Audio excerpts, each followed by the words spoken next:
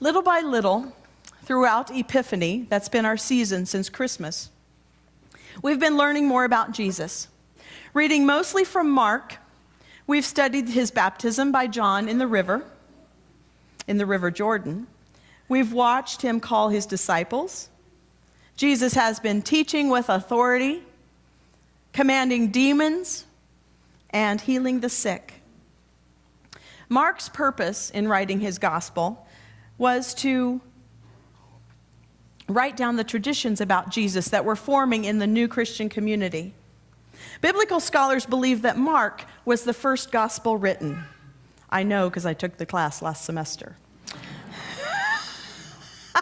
They think Mark was the first gospel written, with Matthew and Luke using Mark as their starting point. Mark's writing is direct and forceful, having Jesus hit the ground running with his ministry. He uses the word immediately a lot. Mark also depicts Jesus the most human. Sometimes Jesus seems downright cranky. And why shouldn't he be? Mark surrounds him with people that don't understand. That brings us to Mark's other technique. Unique to Mark, he writes in an era of secrecy, what scholars have deemed the messianic secret, or the secret of the Messiah. That means that Jesus' true identity is a mystery for much of the gospel. And Jesus is trying to keep it that way. Remember how after commanding the demon out of the man, he told the demon to keep quiet so as not to reveal his identity. All through the book, people are trying to discern who Jesus is and by what authority he is able to speak and to heal and to teach. Mark shows over and over that the Pharisees don't get it, the Sadducees don't get it, and the disciples, his trusted friends, the ones who know him the best, don't get it. No one has imagined that the Messiah will look like Jesus looks.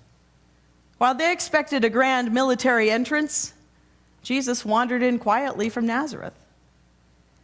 But he speaks with authority and works with speed and compassion, moving from town to town and miracle to miracle. They know something is special about him. But only immediately before the mountaintop experience was he letting the truth out. Now, midway through Mark's gospel is where we are today, and that's the turning point. Jesus takes his inner circle, Peter, James, John. They go up the mountain. They're probably accustomed to slipping away with him. He makes it a habit to step away and pray. And at the top of this mountain, however, they are shocked, terrified, and speechless. In the Gospel of Matthew, the story is told that they fell on the ground and Jesus had to touch them and tell them not to be afraid. Here in Mark, they are overwhelmed with a tremendous light. To see Moses and Elijah standing and talking with Jesus is beyond comprehension. Peter, who always has something to say, is still talking, but not making any sense. He offers to make them shelters. Maybe he needs a little time to absorb what's going on. Maybe he would rather seek the shelter of an earthly tent than face the heavenly display before him. But of course, the idea is absurd. You might ask the significance of Moses and Elijah standing there with Jesus. The whole experience echoes much of Moses with the mountaintop, tremendous light, and the cloud. But Moses' significance here is that of the law of Moses, following God's command, the way of chosen people. And Jesus is the fulfillment of that law. And here stands Elijah, the prophet. The Messiah's coming has been foretold in prophecy, and Elijah's presence there tells us that Jesus is the one.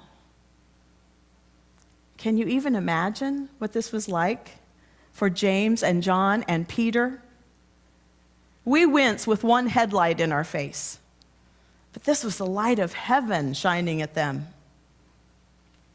We do a double take and our heart beats a little faster when we think we see someone we knew from long ago. How would their hearts be pounding at the sight of the great patriarchs of the faith? It's quite a stage that's been set here. So we have lights, blinding lights. The light of heaven is present. And Jesus shines so brightly that the disciples can hardly look at him. I think we have camera. Lights, camera. Because the camera is set, so to speak, because the events will be captured through the lens of the disciples as witnesses. Jesus has taken his inner circle of disciples to witness the event. They may not understand what is happening. Nevertheless, they will have the event in their memories, captured to develop later, when it can be processed and shared. So we have lights. We have camera. At this point, we would expect action. Instead, the voice from heaven tells us that this is the Son of the Most High, and, wait for it, listen to him. That seems anticlimactic. After the big light show and the special guest appearances, listen. That's the instruction. Aren't there marching orders? Isn't it time to show off this power and set the record straight about who Jesus is? No, it's time to listen. So I'm thinking, what are we supposed to listen to? Mark is specific at the beginning of this story with the phrase, after 6 days. Well, we have to ask what was happening 6 days ago. 6 days ago in the life of the disciples. Let's take a quick look. We're in Mark 9 right now. Let's back up to Mark 8. Mark chapter 8. Here's what was happening. Feeding 4,000 people off of a few loaves and fish. The Pharisees and the Sadducees demanded a sign to prove who Jesus was. He wouldn't give it to them. He talks to the disciples about the yeast. Beware of the yeast of the Pharisees and of Herod. And they still don't get it. They think he's angry because they didn't bring any bread. Jesus cures a blind man at Bethsaida, so someone can see. And then there is Peter's declaration about Jesus. And Jesus asked the disciples, who do people say that I am? And he gets various answers. Who do you say that I am? And Peter claimed him as Messiah. So Jesus must have thought he was getting somewhere. As educators, we teach to mastery. Okay, students have mastered. Let's move on to the next step. So he reveals the plan. Jesus foretells his death and resurrection. And he began to teach them that the Son of Man must undergo great suffering and be rejected and killed, and after 3 days rise again. Mark says he said all this quite openly for the first time in this book. Jesus' words met with a very poor reaction from Peter and the others. Peter actually pulls the teacher aside and rebukes him. And we get the famous line from Jesus, "Get behind me, Satan." This is where we get to the meat of what we should listen to. Mark 8, verses 34 through 38.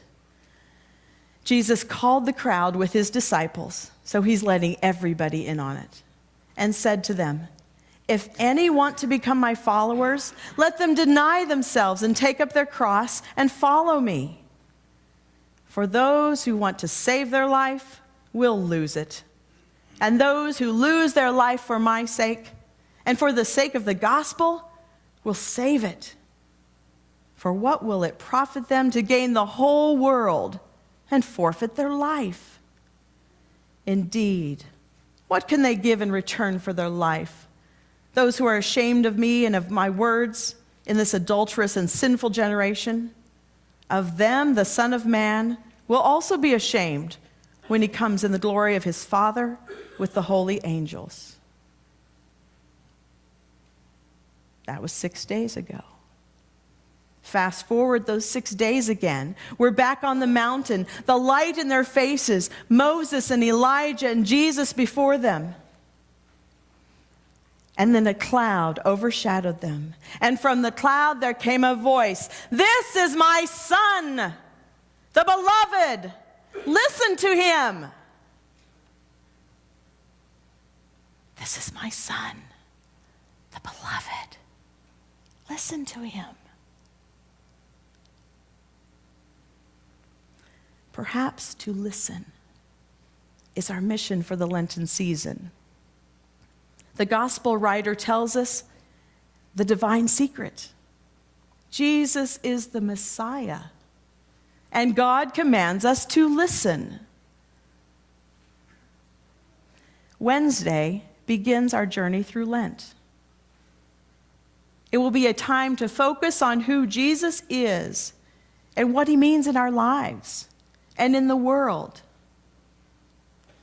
We weren't among the 3 who saw a star-studded extravaganza to know that Jesus is Messiah, but we can listen.